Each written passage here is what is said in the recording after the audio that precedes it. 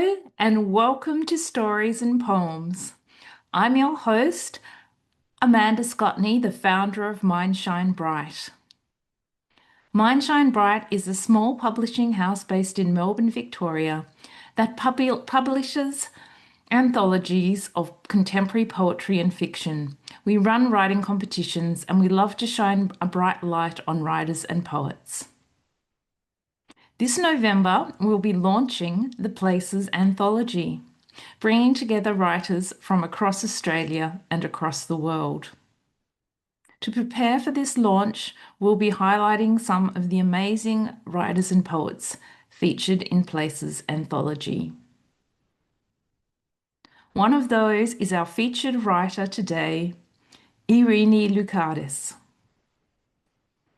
Erini Loucaides is an Australian Cypriot writer and English teacher living in Cyprus with a BA from the University of London. Her prose and poems have been published in Ms. Lexia's Best Women's Fiction, the London Independent, the Bournemouth Anthology, and translated into Estonian for Velgesto. Other works have been shortlisted and longlisted in competitions, including Bridport, Commonwealth, Women on Writing, and Fish.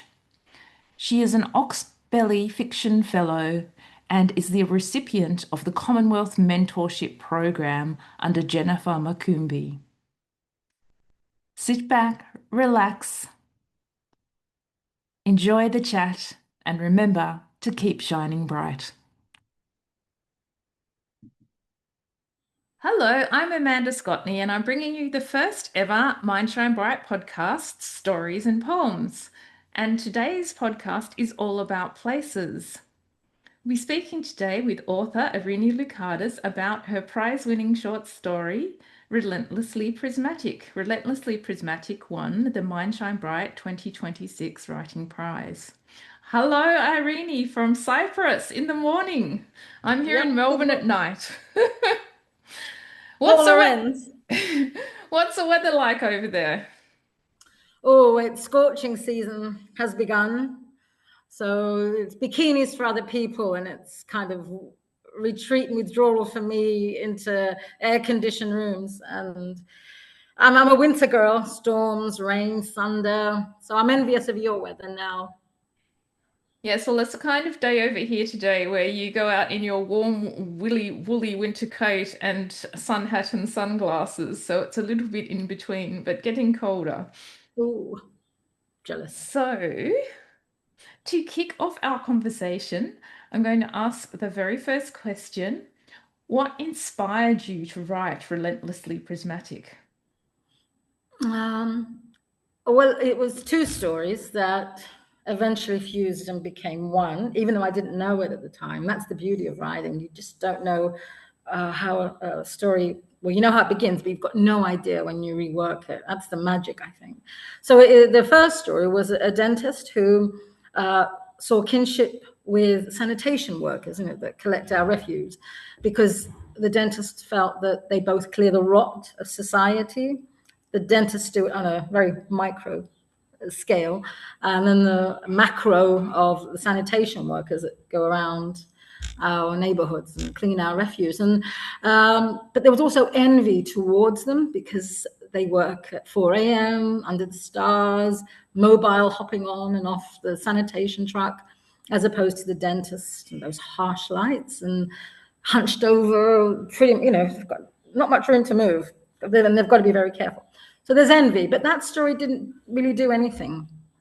I sent it to about 6 places, and then I let it sleep, put it on the back burner, wrote other stories in the meantime. And one was I really wanted to enter the consciousness of a dying woman, and very, very end stage cancer, the last 24 hours, where she's on heavy doses of morphine, which I think for a writer affords you great liberty, the morphine consciousness. And when I began writing that, out of nowhere, hadn't planned it, as I was writing, the first story, the dentist came, just as if by osmosis said, hey, I belong here. And the woman became the dentist. And it just fit perfectly. And then the two became one. That's incredible how two stories fuse together and form this powerful story. Thank you. Yeah. And that's why I think writers need to be patient when they get rejections, or because you just don't know what's around the corner. Give it time, hone your craft, and then the muse and inspiration, or minds shining bright, as it were, takes you by surprise. So. What do you like most about writing short stories as opposed to writing longer pieces like novellas or novels, or shorter pieces like poetry or flash fiction? I think I fell in love with a short story because it affords me that a wonderful combination of discipline but freedom in a way I feel the other forms don't have. If you think about poetry, and this is why I have great respect and awe for poets, every word has to be like a muscle. Every single word has to be chosen very carefully. The order, the structure, that compact, very dense, takes a lot of craft. And I feel there isn't much room for movement in poetry. Novel has its own challenges, I think, as anyone who's tried to, or is writing a novel, or has written, organizing all those characters and the arcs, the emotional, the narrative arcs, and the chapters, that brings its own challenges. Whereas the short story is a beautiful balance. So if you think of poetry as every word is a muscle, every page is a muscle in a novel. For me, the short story, every paragraph, and that affords me that freedom where I don't have to stress in the way I do for poetry. And it suits what I want to say. Sometimes, I have what I have to say in 3,000 words, or rather, not me, the story. 3,000 words, that's it, and most short story competitions tend to be between 2, 3, 4,000 words. Yeah. Yes, and you've had some strong successes with your short story competitions, and I think that's a testament to your hard work and discipline. So, congratulations. Thank you. Thank you. Erini. Yeah, and I think when you get the first long list or short list, it's impetus. Oh, I'll write a bit more. So what began as a friend's advice was, as I was writing a novel, try and get a few short story credits before you query your novel. And in the end, that took over. So I'm still trying to finish that novel of a decade ago. I look forward to reading it one day. Me too. Yeah. Narrative voice is one of those aspects of stories and novels that really fascinates me. And most books or stories only have one narrative voice, even when the point of view shifts. However, Relentlessly Prismatic has two very distinct points of view, yet somehow it manages to work. How did you know when you were writing Relentlessly Prismatic that you had that balance right? Unlike other stories, this one I knew pretty much straight away, and I didn't need to fiddle, because when I'd finished with Sarah, the dying woman's point of view, I thought, no, this is unfinished, and even confusing, maybe possibly confusing for the reader, because we're in her morphine-induced state. Maybe it would leave readers scratching their heads as to what's real, what's owing to the morphine, what's happened. Some were more obvious, but when I finished, I thought, no, we need something more grounding, because a lot of the stories up there, literally, when she talks about flying up to the stars, and her husband, who's by her bedside, helped ground the story in a way that I felt it would be very opaque and incomplete without his point of view. And he sheds light on the marriage too. She hints at things, and then he brings the missing pieces. So the reader does a little bit of work putting things together, but I felt it grounded and balanced the story and shed light that otherwise would have been too opaque. And that can be very off-putting when you finish a story and you're scratching your head because you haven't been given enough by the writer. So it felt very, very complete. And because I have a critique group, I showed it to them and they agreed, but I'd already sent it off to you by that point. But I was glad, because if they'd said, oh no, but they agreed that Yannis's point of view worked. Yeah. Oh, that's so good. How did your own journey of migration or of living in different places shape your writing? Ooh, it's a big one. I think,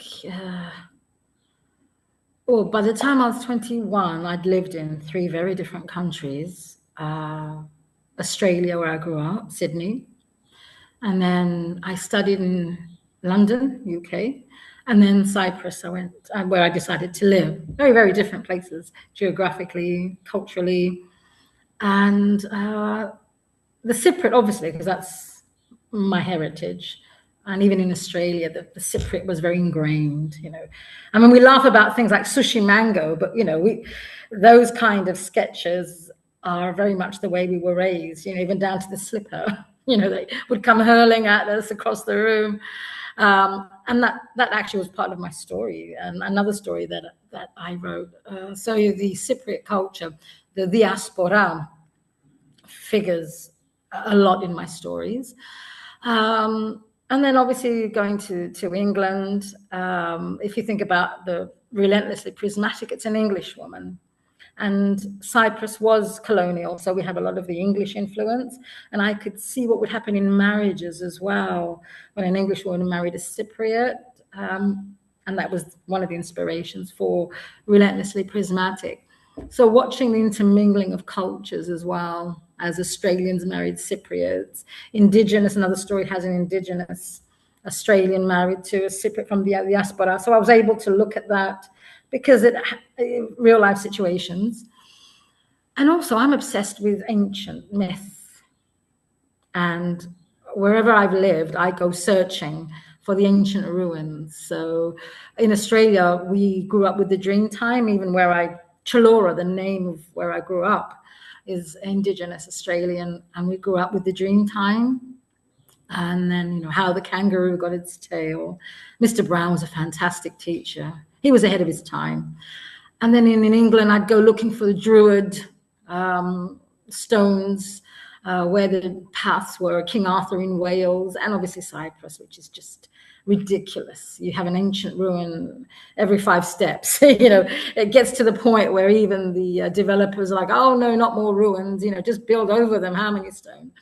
And my novel is actually inspired by Cypriot ancient ruins. We've got temples everywhere. And that shapes my writing as well, the myths of where I live or have lived. Yeah. That's quite remarkable, and it makes me just want to read more of your work. No, thank you. Erini, what advice do you have for new writers? Suppose I'd call it approach and attitude, because the landscape we're living in is very different to when I began writing. I mean, just having the internet and everything at your fingertips, but that can be overwhelming as well. So I suppose the advice, the very first thing, is do it out of love for the written or the spoken word, out of absolute love, writing and reading others, and being enthralled by ideas and places and the way writers put their words together, how they string them, because you can't not write. And I think, but when we say writing, I suppose what I mean is when you want to be a published writer. Because if you're writing for yourself, it becomes something different. But if you're writing with a view to being published, submitting, and entering that whole process, which inevitably involves rejection, then this is where my answers are coming from. And because there is rejection, I don't think even successful writers I know who've had great success with their first or second story have been rejected, lost agents. It's all part of it. So you need a thick skin. Now, how do you get a thick skin? Okay. Something that I think it worked really well for me. I still do it. And the very first shortlist I got, I didn't do it at first, but when I got my rejections, I printed it out. I went back to that first recognition and I printed it out and I just stuck it there on my notice board where I work, so I see it. And I put some gold stars around it with the idea that if you can do it once, you can do it again. So that's, it's like an oasis, a well that I drink from when I have like months of rejections. I reread that and I think, and it works. It's amazing what it does, on some level, it works wonders. And the other thing is read widely, which every writer will tell you that, read widely. And what we said earlier, you don't know how a story starts out. So be patient. I know great writers, fellow short story writers who are crushed when rejection comes and won't pick up a pen for months. Each to their own, but I'd say the opposite. Get cracking with something new and juggle. I think it was Iris Murdoch that said, have many moving targets. Many, and that's also good advice, yeah. So I think they're the nuggets. But yeah, print your successes. Have it there. Fill yourself with the successes. No matter how small, no matter how many years ago, I love that, just that reinforcement and, that can-do attitude. It's wonderful. Yeah, very much. So people who were shortlisted, longlisted, and minds shine bright, go print them now. Print Amanda's email to you. Well, thank you so much, Erini, for your advice to new writers, and thank you so much for your time today. Have a beautiful and sunny day in Cyprus. I crave the sun so much. We don't get very much of it at the moment in Melbourne, and when we do, it's quite pale and doesn't hang around for long. So I'm longing for shade as for sun as you're longing for cool. So let's try and shift. You shift some clouds, and I'll try and shift some rays there. Just want to say how minds shine bright, though. What a beautiful competition it is. The ethics behind it. I think I said it before on the awards evening, but just to reiterate, the ethics behind what you're doing is beautiful, and it's a burgeoning competition. And I think what you're offering, new writers, established people whose English is not their mother tongue, and young writers as well. I think that's absolutely beautiful. So I'm so proud to be part of this family. And even when I submitted, I think a couple of years ago as well, and was longlisted, I just knew this was a very special competition. So thank you, Amanda, for all you're doing for the arts. And I know you're very busy sort of promoting things and have been over the years. So I think Minds Shine Bright can only go higher in what they're offering writers.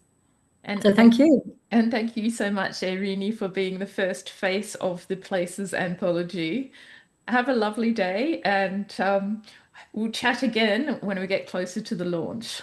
That's right. Yes, I look forward to it. Thank you so much for this.